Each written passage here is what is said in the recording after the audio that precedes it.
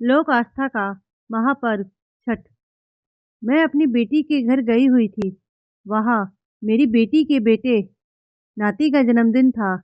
एक दिन मेरी बेटी की सास मुझसे कहने लगी, बहन जी, आपका पोता कितने साल का हो गया है?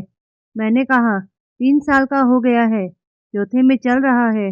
वो बोली, फिर तो ठीक है।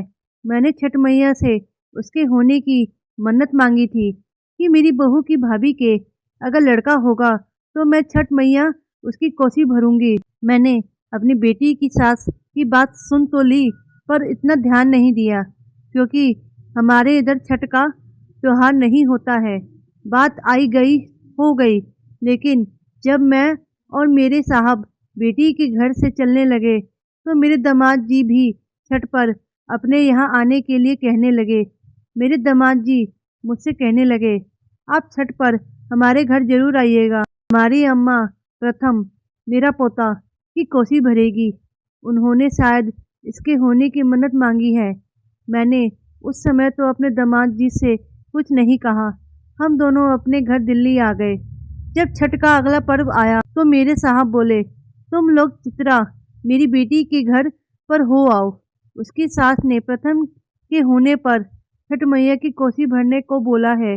वैसे हम लोग के यहाँ छठ का त्योहार नहीं होता है, लेकिन छठ के त्योहार आने पर हम लोग चित्रांगना के घर जाने की तैयारी करने लगे। अब जब मेरी बेटी की सास ने हमारे पोते की होने की मनौती मांगी थी, तो जाना भी जरूरी था। जब छठ का त्योहार आया तो मैं, प्रथम और हमारी बहू पायल तीनों को लेकर मैं अपनी बेटी के घर गई। खास तौर से बेटी की सास के लिए एक सुंदर सी साड़ी और अंगूठी लेकर गए। वहाँ हम लोग खड़ने वाले दिन पहुँचे थे।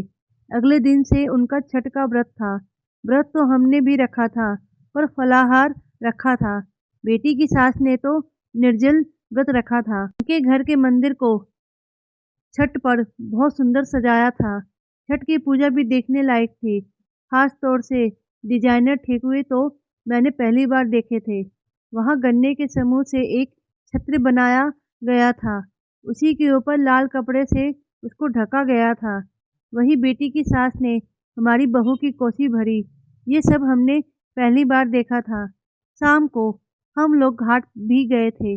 वहाँ भी जाकर पूजा पाठ करे, डूबते सूर्य को अर्घ्य दिया। अगले दिन उगते सूर्य को घाट पर ही अर्घ्य देकर फिर कुछ खाया पिया। मुझे मेरी बेटी की सास के हाथ के बने हुए ठेकुए बहुत पसंद आए थे।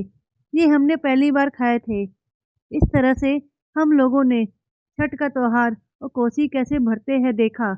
सबसे बड़ी बात तो हमें ये लगी कि बेटी की सास ने हमारे पोते के लिए मनौती मांगी थी और उनके नाम की कोसी भरी। वरना आजकल तो इंसान अपनों अपनों के लिए मनौती मांगता है। उन्होंने हमारे लिए मनौती मांगी। ईश्वर ऐसा दिल सबको बना दे। हालांकि हम लोगों के यहाँ छठ का त्योहार नहीं होता था, फिर भी मैंने 5 साल तक आगे भी छठ का व्रत अपने घर भी आकर हर साल रखा। लेकिन छठ मैया के गाने मैं आज तक बड़े मनोयोग से सुनती हूँ।